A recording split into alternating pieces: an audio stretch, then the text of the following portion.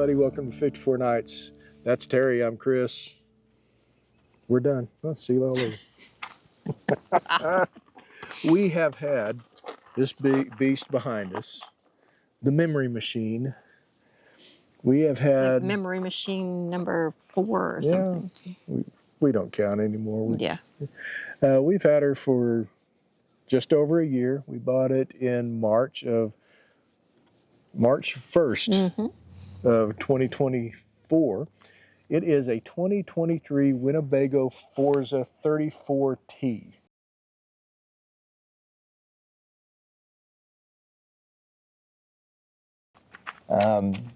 Why did we buy this rig? But prior to this, we had a Fleetwood Southwind gas coach. So, I mean, let's start off with why did we choose this one?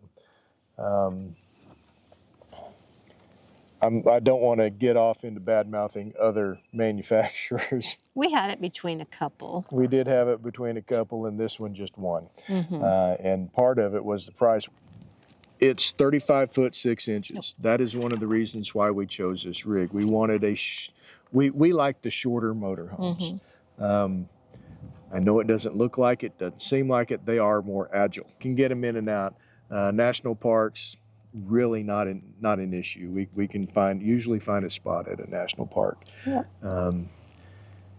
King size bed. That was one of our deciding factors. Yeah, we had a list of must-haves, we discussed that in another video too. Overhead bunk. That wasn't a must-have by the end of it. But washer and dryer. Oh, that stuff it has. These are the things that pushed us. That we made our decision on. What else was there that kind of? I think that's really about it as far as. Yeah, we gave up a little bit. We wanted opposing seating. We gave that up, and I think that actually worked out well for us. Yeah, okay, I did.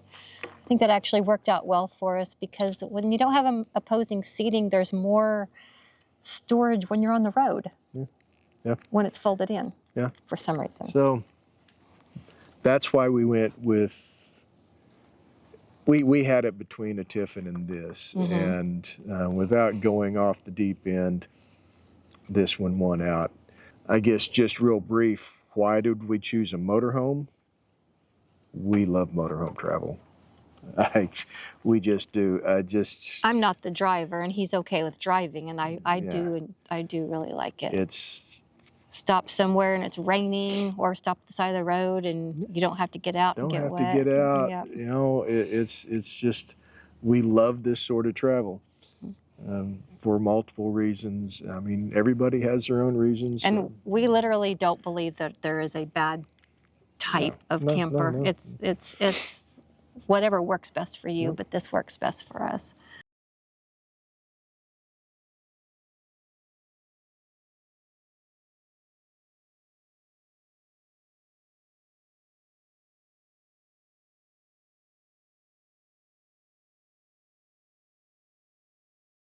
So one thing, this was not our preferred floor plan. If you look at Newmar Baystar 3401, or even our Fleetwood Southwind 34A, that is really kind of our preferred floor plan. This was not it. But tell you what, initial impressions when we first bought it. We drove out to Atlanta. We're in Oklahoma City. Well, we're not in Oklahoma City right now. We're actually in Texas right now. We live in the Oklahoma City area. This rig, we bought it in Atlanta, Georgia. So we drove the Fleetwood out to Atlanta to do the trade-in and all that happy stuff. So we had we got to travel in it right off the bat. And I mean, we actually liked it a lot better than what we thought we would. Yeah, I mean, we immediately decided we made the right choice. Not just money-wise, because this was cheaper, but everything. Wow. Yeah, I mean, the floor plan was, like I said, it wasn't our preferred floor plan, but it just fit. And to this day, still a year later, it's still... One really different thing about our floor plan with diesels is we have the Mid-entry. mid-entry, Yeah. which means the passenger doesn't have to move her feet or his feet or all the stuff if for somebody to get out. It's basically Lots the of same. space up there. It's basically the same entry as a gas coach. Although there's a lot more space than we had in front of me. Well, yeah, than you don't have the Fleetwood. hump. You don't have the hump in the middle, Okay. and the whole dashboard seems a little bit more compressed. So, But that's the main difference between and the drive, of course, we did the gas versus diesel video just the other day, and talk a little bit about that. But we drove it over the Smoky Mountains on the way home.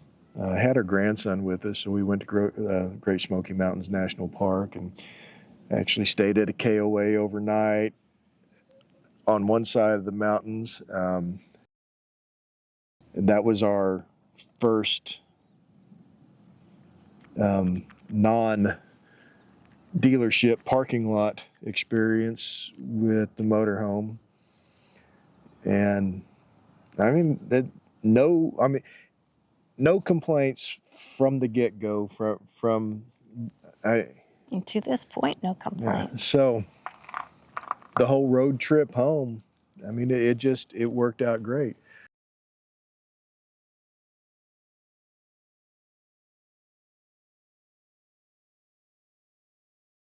In 2024, summer of 2024, we took this thing to Florida. Hello, doggy. We took this thing to Florida and Texas, Louisiana, Arkansas, all over. But we spent about 70 Nope. Stay there. about 70 straight nights in it last summer. And it was comfortable to live in. Oh yeah, we could full time. Oh, and there wasn't anything that just Bothered us. bothered us at all about it. It was the RVIA says the average or the median annual usage of a camper is 30 nights.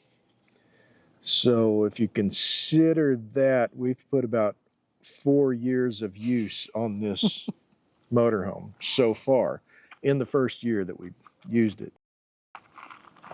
And we don't get in each other's way. The floor space is ample. Even closed up, which is really crazy. Yeah, no, she does. She'll work out on the road. We'll stop at a rest area or something. She'll work out with all the slides in right there in the camper. She's got plenty of space to work out. I'm a little bit more ample than she is, I guess. You could work out while it's closed up too. But it's just, and the bay storage, we haven't had any issues with shortage of storage at all, either in the bay storage or inside the RV. We have got plenty of storage inside.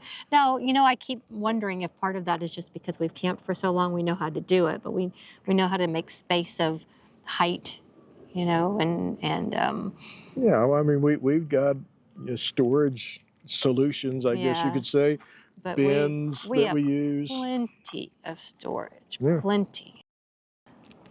Enough storage where we lose stuff. We do, but we did that in the Southwind also. So some of the things that we've done are paper towel holder.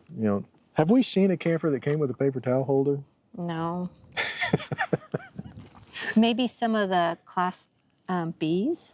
Terry is like a whiz at buying perfectly sized storage bins to put in the cabinets. She will spend hours upon hours trying to find the perfect bin to slide into a spot. And it works out great. Yeah, well, I'm not complaining. I'm just telling you how it is. I don't have to spend any time doing it. We have our paddle boards on what we like to call the adventure side of the coach. It's what we something we started doing about 6 years ago. One side of the coach just happened to be where all of our adventure gear was. So we've got our 2 paddle boards, inflatable paddle boards on one side of the pass-through storage. Our chairs. I mean, all your camping gear that you take along. Toolbox. What? Sorry. I've got a toolbox. Toolbox always on the passenger side in case you have to use it. You have to pull over at the side of the road and use it. So I think we saw that somebody else had that. That idea, and we thought that was a good idea. Very good suggestion. Yeah. Even the storage under the bed. She has a map. I do. Everything. I've got the Garmin next to me driving down the highway. Tells me where we're going and guides me in the right direction. If I want my hiking boots, I open up the bed and there is a map there at the bottom left corner, and it tells me which one of the containers likely has my hiking boots in it. I say likely because I'm a superstar when it comes to putting stuff back where it belongs. So we have utilized the storage space in this winning. And I think if you can't get underneath your bed because you can't hold the thing up like you could when you were shopping, that's normal. I think we've decided those beds, They put those struts, those air struts on there, and they are underpowered. For once you put blankets and pillows on it. Throw all your, it's. Yeah. So it's hard, and we actually keep a tension rod under there so that we can prop the bed open while we're getting stuff out. Kind of like the hood prop on the old Jeep there, just. Yep. Yeah, it's exactly like that actually.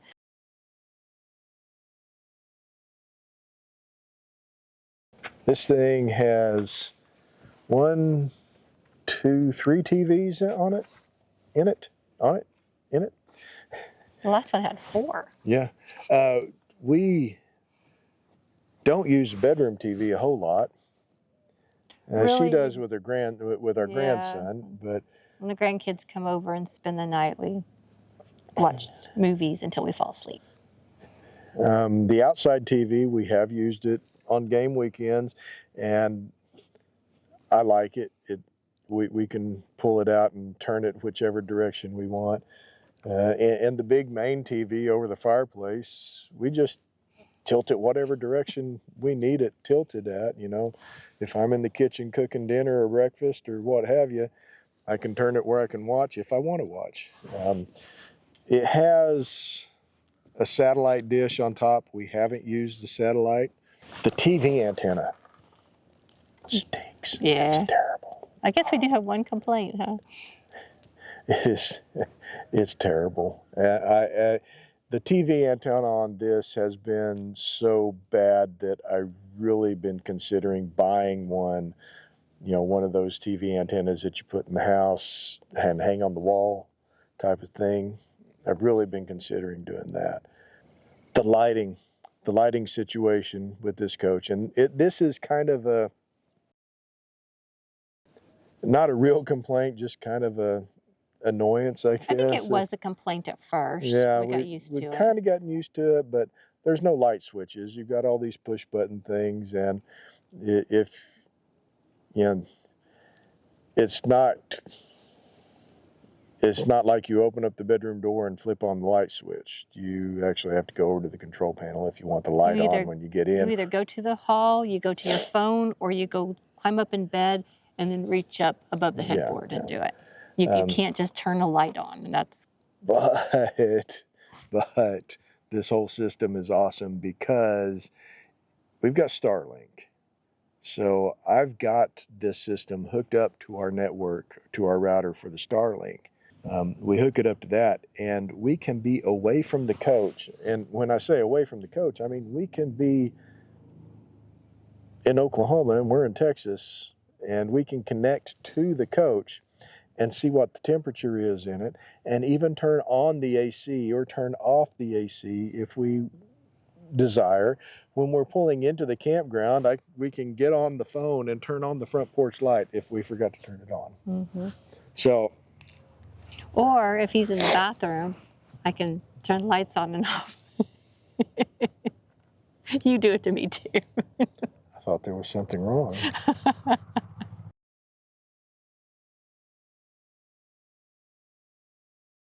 You know, in the world of motorhomes, you hear a lot about short wheelbase motorhomes are a bear to drive.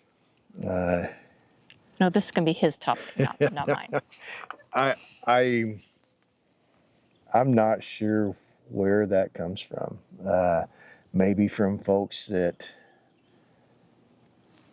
drove the 40 footers or the 40 plus footers for so long and then went down to like a 35 footer. But to be fair, you can't compare. Right. No, I can't compare.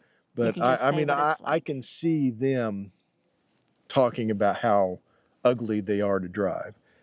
I mean, I drive a two-door Jeep, and a friend of mine had a Jeep Gladiator, which is a four-door Jeep with a bed on it, and his wife had a two-door Jeep, and he liked his Gladiator, but when he got into his wife's two-door Jeep, he was like, I don't know how you can drive it, because that thing's scary to drive. So that's probably where those statements come from, is folks that are used to driving the bigger rigs and stepping down to a 35er and going, oh, wow, because I like the way this thing drives. I really, really like the way it drives. Our old gasser, which was basically the same length, is comparable to this, but it is just comfortable to drive. So I guess the best way to put it, if you're not used to driving the 40 footers, you're not going to have a problem driving the 35 footer. It's just, that's my perspective on it. Well, I mean, it was comfortable enough for you that we got a second one. Yeah. It wasn't like, okay, I just can't do this. This is just too white knuckle. Yeah. And you've got of course, most of the modern motorhomes come with the rear view camera and the side view cameras. The camera's on both sides, so when you hit the turn signal, it shows you what's on that side of the coach. It does a 340 Cummins, which is I believe it's the least horsepowered Cummins you can get for these motorhomes. It's fine. It's fine. It really is.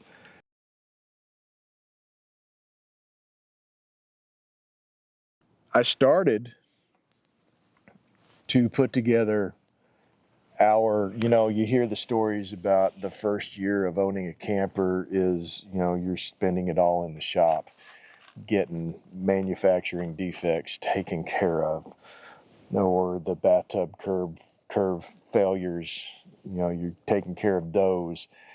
So I started to create videos for our first year issues, and that was one of the videos that I was going to put out now, was all of our issues in the first year with the Winnebago. But you didn't have any content. No, there wasn't any content. An air conditioner. This is a well-built machine. Really? I don't know if they're all like this, because we've only owned one, but... Well, I mean, compared to the Fleetwood... Well, yeah, no, I mean, one Winnebago. Yeah. Okay, what issues have we had? This seal around this window. Mm-hmm. It wasn't snapped in correctly, okay. And we were getting leaks inside there. It took me longer than I would like to admit to figure out what the problem was. But it was just basically the seal just needed to be snapped back in. And since we snapped it back in... We have been in some big rainstorms, so no issues. And it's all good. Nothing. And speaking of seals, you had another seal problem. Oh, yeah, okay. Now this one is a common issue. Apparently, we were in Orlando Thousand Trails, and I'm talking to a fella that has the same motorhome, just like it was 6 years older, I think, is what he said. And he asked me, does your bay storage leak? As a matter of fact. Yeah. He says, well, they haven't fixed that problem yet then. When you're going through a rainstorm or going through a big puddle, the bays aren't sealed up that well on the bottom. They just aren't. This is not trash talking Winnebago. They're just not sealed properly. It's really kind of a design flaw. Yeah.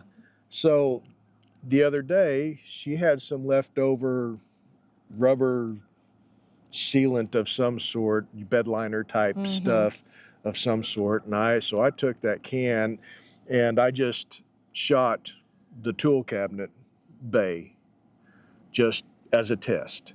And on our way down here, it rained the whole way. It rained the entire way, and that bay was dry, completely dry. And it had been raining, so we were going through puddles and stuff. So it's an easy fix. I'll take care of the rest of it this week. The sliding doors for the bedroom. Okay.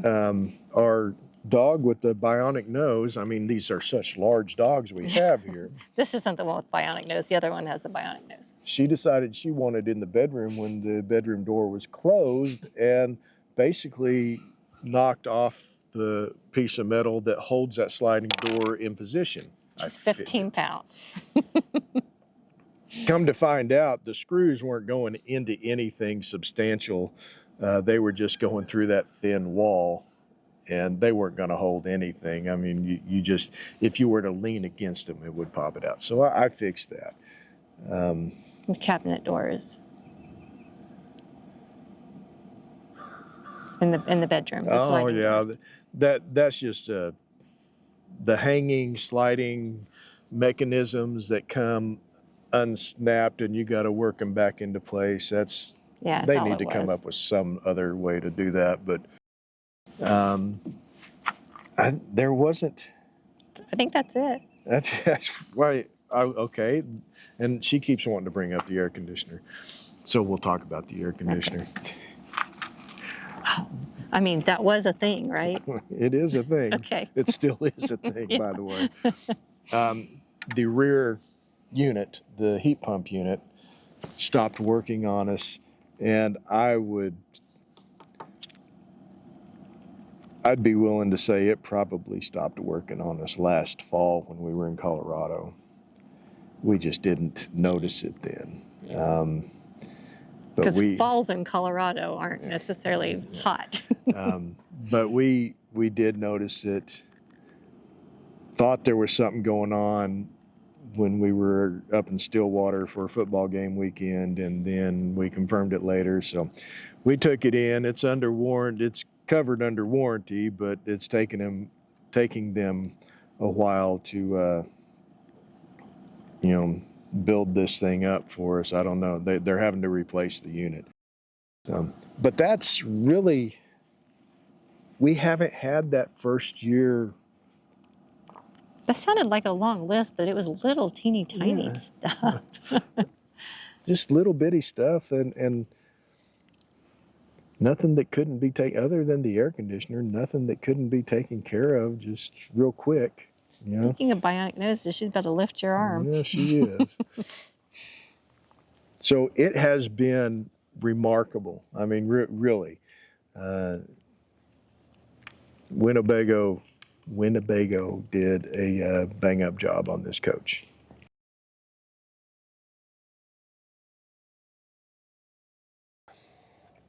I guess at the end of the day, after a year of having this thing, or maybe that's the end of the year, not the end of the day.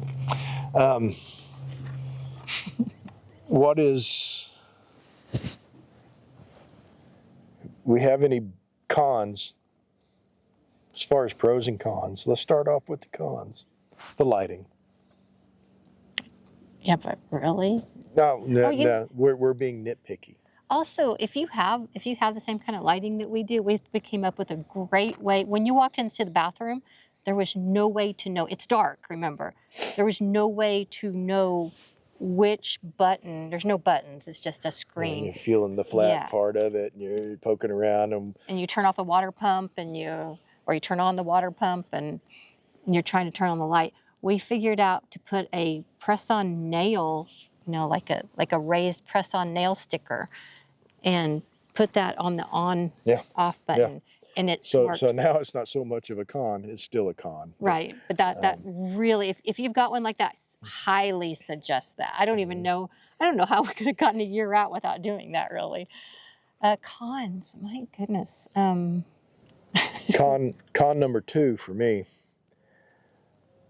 the radio system, and this is partly because I got used to this in the Southwind. In the Southwind, you had the radio and you had the rear camera. So you could look at, radio station or what music was playing or the time on the radio, and you could look at your rear view camera on another system. Well, in this Winnebago, it's all the same unit. It's all the same head unit. So you have to switch. If you want to change channel on the radio, you have to switch away from the camera. All right, enough with the Winnebago Love Fest for just a minute. One of the cons that we forgot, and we forgot it because it just, fate has it, we're not often at the campground when it's raining. But when it is raining, you know how you like to open up the door and just have the screen there? I mean, if it's cooler outside anyway, and just enjoy the falling rain. We cannot do that because of the awning situation on this rig.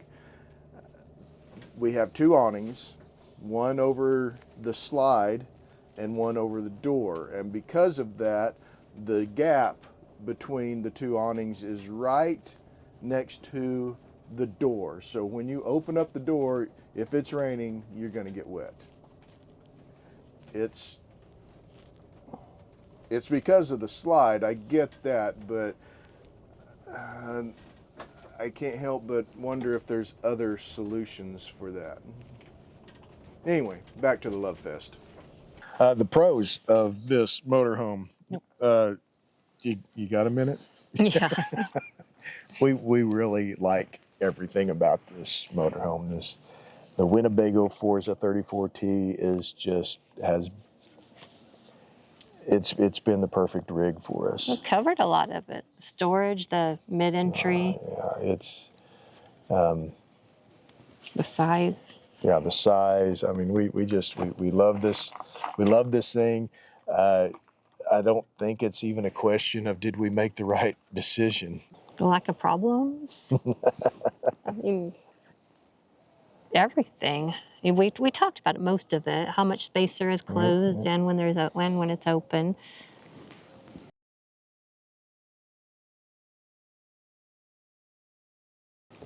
So, I mean, what are we going to do with this thing? Any changes to it? I'm going to finish off sealing off all these, all the bay storage, get it all sealed up. She's got some shelving. Some shelves in the bathroom, and we need a shelf for our little tiki men. Little bobbleheads. Yeah, our tiki bobbleheads, we got to put them in a spot. So we like it. It is an entry-level diesel. Entry-level just in price. And I mean, it's not... Nope. It's not outfitted like the big expensive rigs, which is what we like. We actually like the simple version. Some of those, the ceilings and stuff, when we were looking in, and we kind of felt like we were walking in a fancy hotel or something. That's not us. Yeah. This simple decor is what we like. If y'all have any questions specifically about the Winnebago 34T, put them down below. I will do my darndest to answer your questions about it. And we'll be honest, we're not sponsored. No, We've said a lot of good things about this, but there's a bunch of dumb people in the world, but there's not enough dumb people to sponsor us. Wow. Seriously, you got any questions about this rig? Punch them in below. I'll do my darndest to get back to you and answer your questions. We love it. If we had to go buy another one today, we would buy the same rig. Oh yeah. I don't. It's It's not even really a question at this point. This has just been the perfect rig for us. So that's it. Like, subscribe, shake your neighbor's hand. We'll catch y'all down the trail. Bye.